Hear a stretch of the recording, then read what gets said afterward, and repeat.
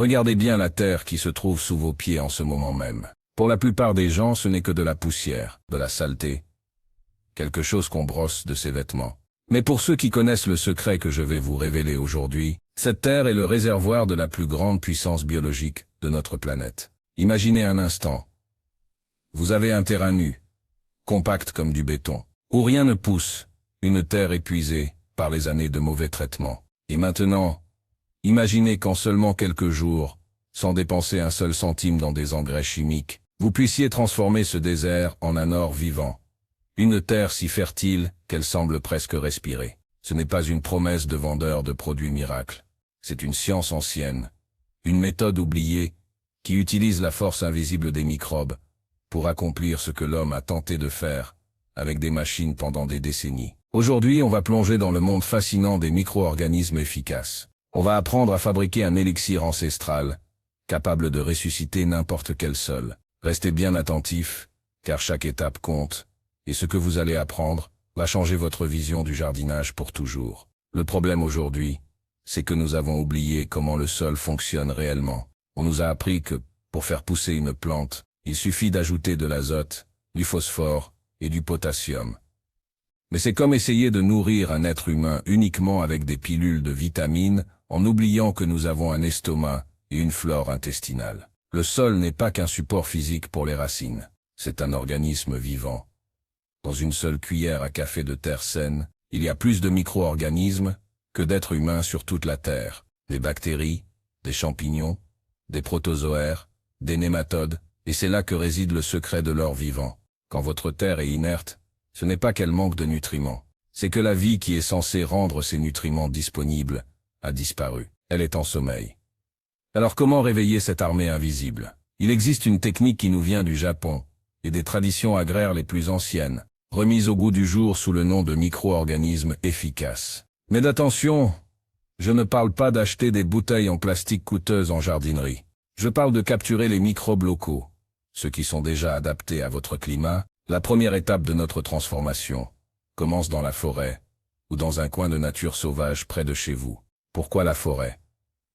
Parce que c'est l'endroit où la nature gère son propre cycle de fertilité sans aucune intervention humaine depuis des millénaires. Sous la couche de feuilles mortes, vous trouverez souvent une sorte de feutrage blanc. Ce n'est pas de la moisissure toxique, c'est le Graal du jardinier. C'est du mycélium et des colonies bactériennes en pleine action. Pour notre méthode, nous allons prélever une petite quantité de cette litière forestière. On appelle cela le ferment primaire. Une fois que vous avez ces précieux microbes, il faut les multiplier. C'est là que la magie commence. Pour que ces micro-organismes se multiplient à une vitesse fulgurante, ils ont besoin de deux choses, de l'énergie et un habitat, généralement de la mélasse ou du sucre complet. L'habitat, ce sera souvent du son de riz ou de blé, ou même de la simple terre de forêt mélangée à de la matière organique. Mais attendez, pourquoi est-ce que cela fonctionne si vite? En temps normal, la nature prend des années pour décomposer la matière et créer de l'humus. En concentrant ces microbes dans une solution liquide ou une pâte fermentée, les microbes ne se contentent pas de rester là. Ils commencent à percer les granulats de terre, à sécréter des cols biologiques qui structurent le sol. C'est pour cela que votre terre compacte devient soudainement grumeleuse et aérée en quelques jours seulement. Elle commence à retenir l'eau comme une éponge et à libérer les minéraux qui étaient bloqués dans la roche. Parlons de la recette précise parce que je sais que vous voulez passer à l'action. On va préparer ce qu'on appelle souvent le biofertilisant liquide. Vous avez besoin d'un grand tonneau en plastique. À l'intérieur, on va mélanger de l'eau non chlorée, c'est crucial. Le chlore est fait pour éliminer les bactéries, donc si vous utilisez l'eau du robinet telle qu'elle, vous allez anéantir vos alliés avant même qu'ils ne commencent. Laissez l'eau reposer 24 heures pour que le chlore s'évapore, la litière de forêt, puis votre source d'énergie, la mélasse. On ajoute aussi souvent un peu de lait ou de lactosérum. Pourquoi du lait?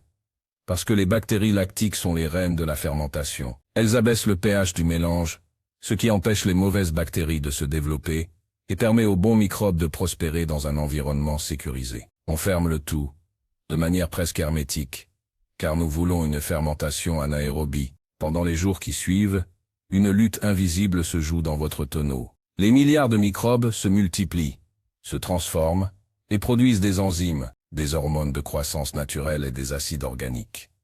C'est ce cocktail de vie que nous allons appeler l'or liquide. Au bout de quelques jours, quand vous ouvrez le tonneau, l'odeur ne doit pas être désagréable. Elle doit sentir le levain, c'est que la mauvaise vie a pris le dessus. Mais si vous avez bien suivi les étapes, vous avez entre les mains le concentré de fertilité, le plus puissant au monde. Maintenant, comment appliquer cela pour transformer votre sol? C'est là que beaucoup de gens font une erreur. Ils pensent qu'il suffit de verser le produit et que c'est fini. Non. Rappelez-vous que ces microbes sont des êtres vivants.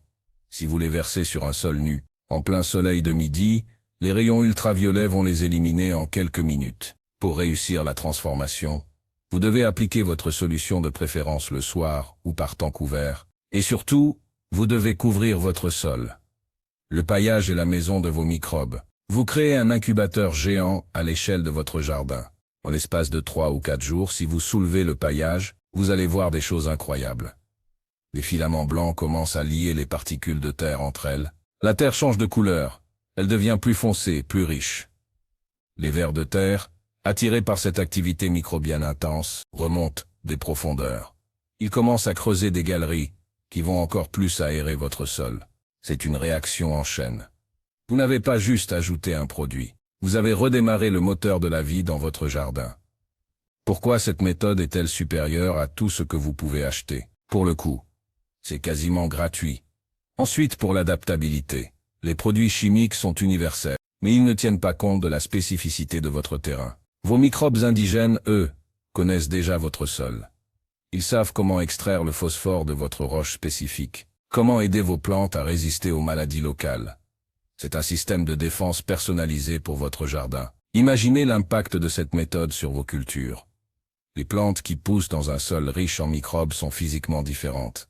Leurs racines sont plus denses, plus profondes. Elles sont capables de pomper de l'eau même en période de sécheresse. Car le sol structuré par les microbes garde l'humidité bien plus longtemps. Et surtout, la valeur nutritionnelle de vos légumes explose. Un légume n'est que le reflet de la santé du sol dans lequel il a poussé. En nourrissant le sol avec des microbes, vous vous nourrissez vous-même avec une densité nutritionnelle que vous ne trouverez jamais dans les légumes de supermarché. Il est important de comprendre que nous sommes en train de vivre une révolution dans le domaine de l'agriculture. Pendant un siècle, on a traité le sol comme une machine chimique. On a mis des intrants, on a extrait des produits, on a fini par épuiser la terre, par la rendre dépendante de doses toujours plus fortes d'engrais. En revenant à cette méthode ancienne basée sur les microbes, vous reprenez votre indépendance. Vous ne dépendez plus des prix de l'industrie pétrochimique. Vous devenez un partenaire de la nature, pas son maître. Ce processus de transformation de la terre en or vivant peut paraître mystique pour certains, mais c'est de la biologie pure. Les microbes décomposent les minéraux de la roche-mère, que les plantes ne peuvent pas absorber seules. Ils créent des ponts, des autoroutes de nutriments. Certains champignons, les mycorhizes, s'attachent directement aux racines des plantes et étendent leur portée de prospection de l'eau et des nutriments par 10, voire par 100. Regardons de plus près ce qui se passe après une semaine. Si vous aviez une terre argileuse, difficile à travailler, qui se fendit quand il fait sec, vous remarquerez qu'elle commence à devenir plus souple.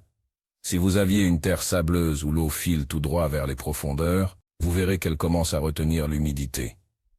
Pourquoi? Parce que les substances produites par les microbes, ces fameux exsudats, agissent comme une colle naturelle qui crée des agrégats. Un bon sol doit ressembler à un gâteau au chocolat bien moelleux, plein de petites bulles d'air. C'est exactement ce que font vos microbes en quelques jours. Mais je veux aussi vous parler de la résilience.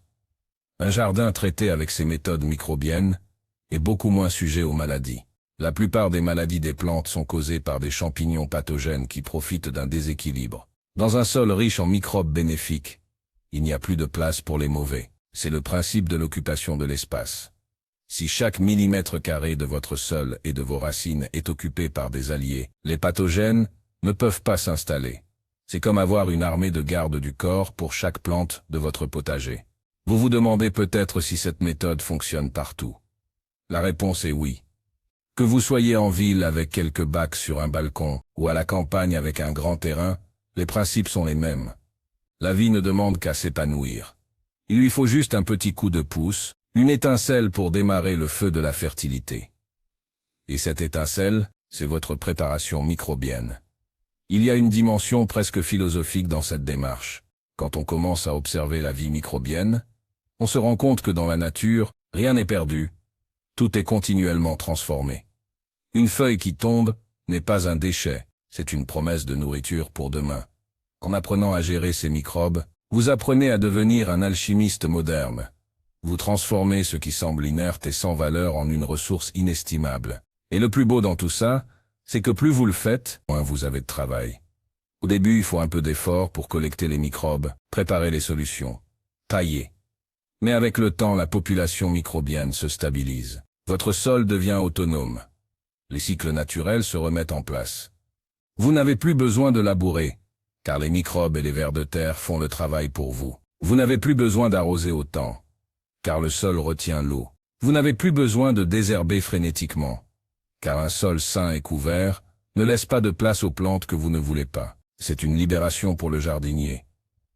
On passe moins de temps à lutter contre la nature et plus de temps à l'observer et à récolter ses fruits. Imaginez vos récoltes futures. Des tomates qui ont le vrai goût de tomate, celui de votre enfance. Des salades croquantes, des fruits gorgés de sucre et de minéraux. Tout cela est possible grâce à cette armée invisible que vous avez appris à cultiver. Alors je vous encourage vraiment à essayer. Ne me croyez pas sur parole, faites l'expérience. Prenez un petit coin de votre jardin, le plus ingrat, celui où rien ne pousse, et appliquez cette méthode. Préparez votre solution, paillez généreusement, et observez. Regardez la couleur de la terre changer, touchez-la, sentez-la. Vous allez ressentir cette vibration de la vie qui revient. C'est un sentiment incroyablement gratifiant, que de savoir que l'on a contribué à restaurer un morceau de terre. Beaucoup de gens me demandent aussi si on peut utiliser cette méthode pour les plantes d'intérieur. Absolument. Vos plantes en pot vivent souvent dans un environnement très stressant, avec un substrat qui s'appauvrit vite et des arrosages à l'eau chlorée. En ajoutant un peu de votre solution microbienne diluée à l'eau d'arrosage de vos plantes d'intérieur, vous allez voir leur feuillage devenir plus vert et leurs fleurs plus éclatantes en un temps record. La vie microbienne est universelle. Revenons un instant sur la technique de capture des microbes, car c'est l'étape que les gens craignent le plus. Ils ont peur de ne pas reconnaître les bons microbes. C'est plus simple qu'il n'y paraît. La nature est bien faite. Les microbes bénéfiques, ceux qui décomposent la matière organique de façon saine, dégagent généralement des odeurs fraîches. Si vous trouvez une zone de forêt où l'odeur est agréable, vous êtes au bon endroit. Évitez les zones qui sentent l'œuf pourri ou la fermentation putride. Le blanc, cette couleur blanche, cotonneuse que vous voyez souvent sur les feuilles en décomposition, est votre meilleur ami. C'est le signe d'une activité fongique saine. Une fois que vous ramenez cela chez vous, mélangez-le avec un peu de riz cuit, par exemple. Le riz est un excellent support car il est riche en amidon, ce qui est un festin pour les microbes. Laissez le mélange dans un endroit ombragé pendant quelques jours. Quand le riz est recouvert de ce duvet blanc, vous avez réussi votre capture. C'est ce qu'on appelle les IMO ou micro-organismes indigènes, au stade 1. C'est la base de tout. Ensuite vous mélangez ce riz avec du sucre pour stabiliser les microbes. Le sucre crée une pression osmotique qui met les microbes en sommeil, un peu comme une hibernation. De cette façon, vous pouvez conserver votre préparation pendant des mois. Quand vous voulez l'utiliser, il suffit de la diluer dans l'eau. Le sucre est dilué, la pression baisse, et les microbes se réveillent avec une faim de loup, prêts à transformer votre jardin. C'est cette simplicité qui rend la méthode si puissante. Pas de laboratoire complexe, pas de thermostat de haute précision, juste de l'observation et quelques ingrédients de cuisine. C'est une connaissance qui appartient à l'humanité, pas à une entreprise. En la pratiquant, vous reprenez le contrôle sur votre production alimentaire. Vous comprenez enfin pourquoi, malgré tous nos gadgets, nous n'avons jamais réussi à faire mieux que la nature. Regardez l'évolution du monde. Nous cherchons des solutions technologiques compliquées pour résoudre les problèmes de fertilité et de climat. Pourtant la solution est là, sous nos pieds. Si nous apprenions tous à soigner notre sol avec des microbes, nous pourrions stocker des quantités massives de carbone dans la terre, nous pourrions purifier l'eau qui s'infiltre à travers un sol sain, et nous pourrions éradiquer les carences alimentaires de nos populations. Tout cela commence avec un simple petit seau de microbes de forêt et la volonté de changer de regard sur la terre. N'oubliez jamais que vous êtes le chef d'orchestre de cet écosystème. Votre rôle n'est pas de forcer les choses, mais de créer les conditions pour que la vie puisse s'exprimer. Un sol vivant est un sol qui pardonne. Si vous faites une erreur de plantation, ou si la météo est capricieuse, votre sol sera là pour soutenir vos plantes. Il agira comme un tampon, un filet de sécurité. Pensez à la fierté que vous ressentirez quand vous montrerez votre potager à vos amis ou à votre famille. Quand ils vous demanderont quel est votre secret pour avoir des légumes si vigoureux et une terre aussi noire et riche, vous pourrez sourire et leur dire que vous avez simplement passé un pacte avec les plus petits habitants de la planète. Vous leur expliquerez que vous ne faites plus du jardinage, mais de la culture de vie. Chaque goutte de ce que vous préparez contient des millions d'années d'évolution. C'est une force immense que vous libérez. Soyez-en conscients et respectez ce processus. Plus vous donnerez d'amour et d'attention à vos microbes, plus ils vous le rendront au centuple. C'est le cycle de la générosité de la nature. On donne un peu de sucre et de soin. Elle nous donne l'abondance. Il est temps de sortir du cycle de la fatigue du sol. Il est temps d'arrêter de voir notre terre s'appauvrir année après année. Cette méthode est votre clé pour inverser la tendance. En quelques jours, vous ne ferez pas seulement pousser des plantes, vous ferez naître un nouvel écosystème. Vous transformerez votre environnement immédiat en un refuge de biodiversité et de santé. N'attendez pas le printemps prochain pour commencer. La biologie ne s'arrête jamais. Même en automne ou en hiver, vous pouvez commencer à préparer vos cultures microbiennes, à préparer votre sol, à accumuler cette richesse forestière.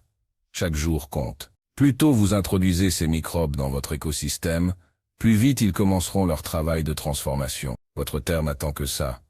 Elle a besoin de cette étincelle de vie pour redevenir l'or vivant qu'elle a toujours été destinée à être. Alors, prenez ce seau, allez faire un tour en forêt et commencez l'aventure. Le monde invisible vous attend et il est prêt à accomplir des miracles pour vous. Merci de m'avoir écouté, j'espère que cette plongée dans le monde des microbes vous a inspiré autant que moi. Le jardinage n'est pas seulement un loisir, c'est une connexion profonde avec le vivant. Et avec cette méthode, vous venez de faire un pas de géant vers cette connexion. Votre terre ne sera plus jamais la même, et votre façon de voir le monde non plus. On se retrouve très bientôt pour explorer d'autres mystères de la nature et d'autres secrets de la terre. Prenez soin de vos microbes, et ils prendront soin de vous. À la prochaine, et bon jardinage à tous.